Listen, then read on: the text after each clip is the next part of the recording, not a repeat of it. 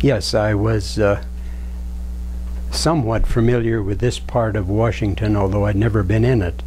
I grew up in Nebraska in the Sandhills in a small ranch 10 miles from an 800 people town.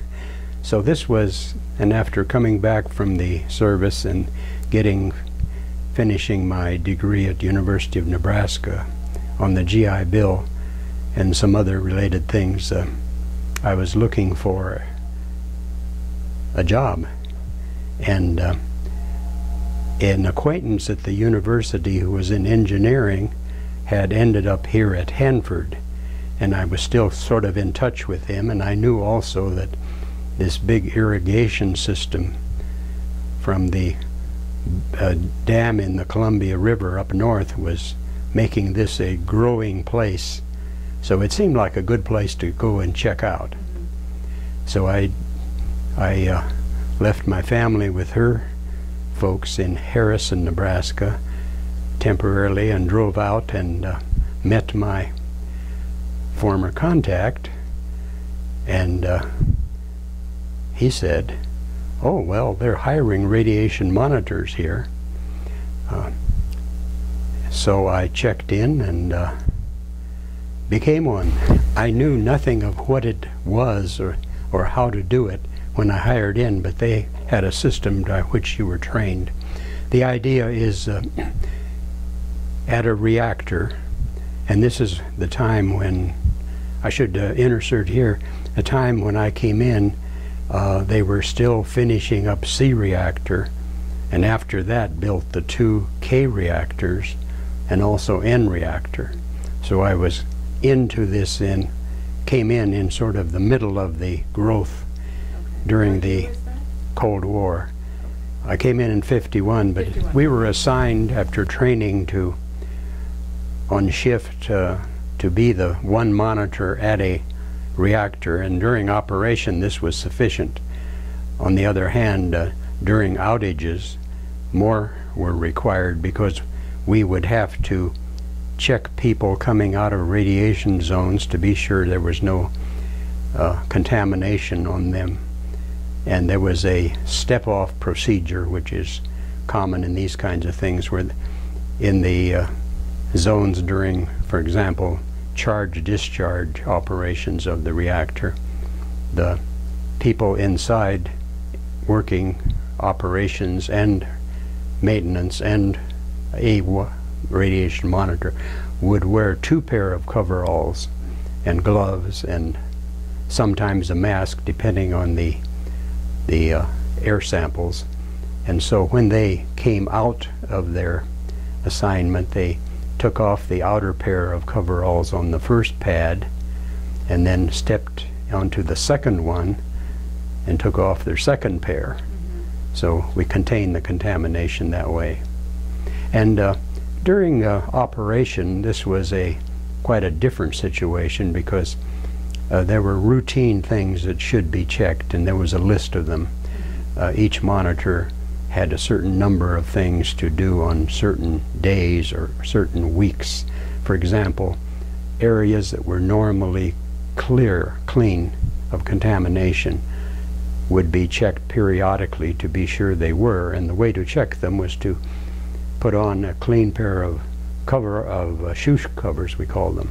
Slide over your shoes, and you could slide your feet along the floor up and down and step out and then check what the shoe covers would have picked up, and that would show whether or not. And the limit was over 100 counts a minute was considered too much. One unusual incident happened that I wanted to mention. In the 60s, this country had exploded their first hydrogen bomb, and we knew that something else was going on with the others. But one day, it wasn't me, but another monitor was doing this kind of check that I mentioned in a usually clean area, and he found it contaminated. Not high level, but too much.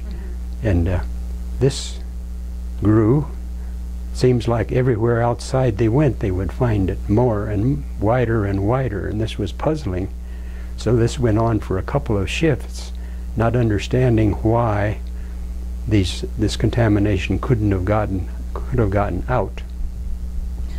The one way it might have gotten out is during a certain sorting of the discharged spacers in the tube. Some of these things went to the burial ground. It was pulled by a pickup truck with a long tongue and with a little cart behind it. Now these drove out of the road, out of the reactor road and into the burial ground. That was one potential, but kept finding this higher, further and further away, and finally it wasn't me, but one enterprising monitor took a paper towel and rubbed the top of a vehicle, and guess what? It was there too. So immediately we knew it was fallout.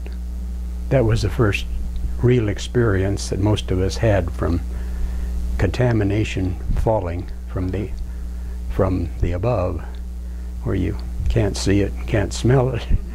And a few days later it was confirmed that this was fallout from the Russian hydrogen bomb, which was exploded in the Arctic in an island, a very remote island, and it took, of course, several days to get here, but it did spread.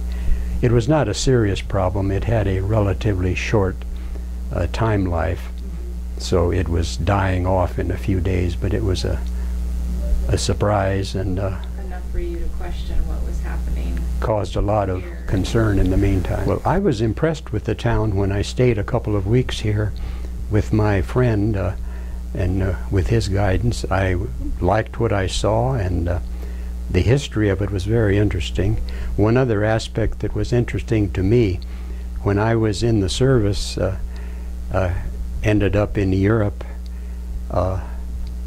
and finally when the war was over, I was surprised to find my MOS, that's a military for what your service craft was.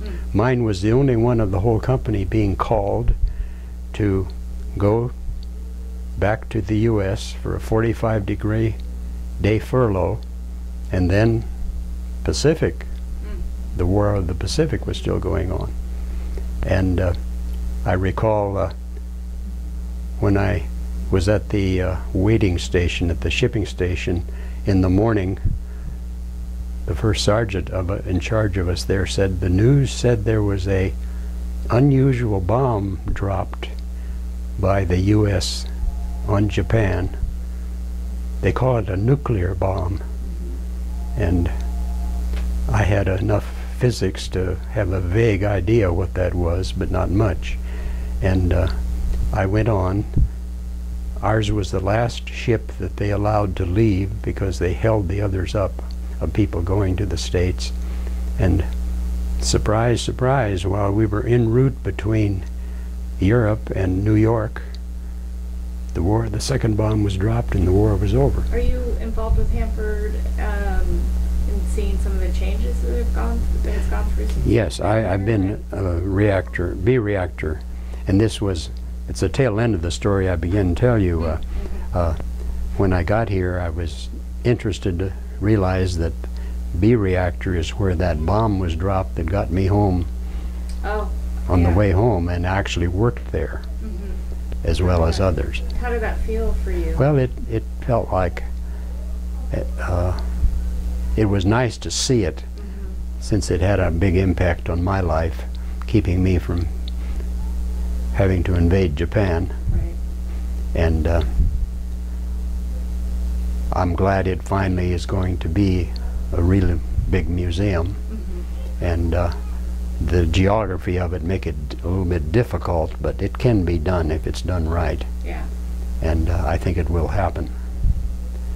And people will be impressed. And the one thing that impresses me very much is in the technology that was known about production.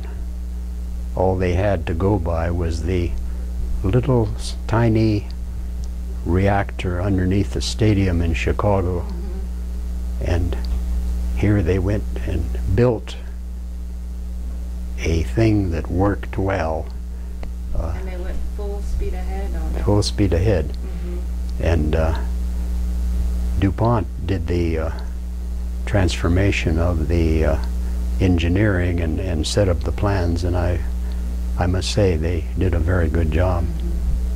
So how do you come to the conclusion that they did a good job? It worked. Yeah. The first time, and surprisingly, one hears some interesting things in digging about it. Initially, the physicist said the number of tubes necessary was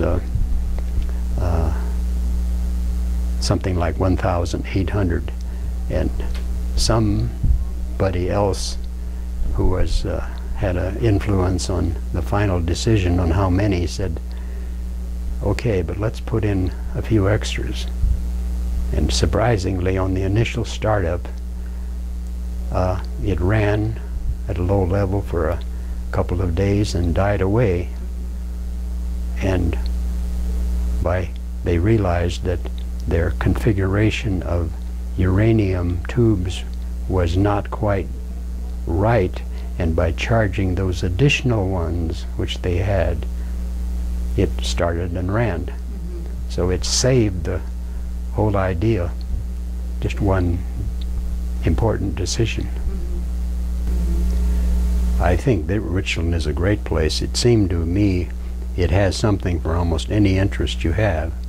After all, we have a light opera and we have a symphony and just anything you can imagine, we've got it, yes. And we've participated in those things and always have been very good. We are Catholic, and we started most of them in Christ the King, and they have a reputation for having very good schools and turnout of kids that rate very well, and they still do, even though the nuns no longer are the teachers as they were then. They're now totally run by people that are there because they're getting paid to do it.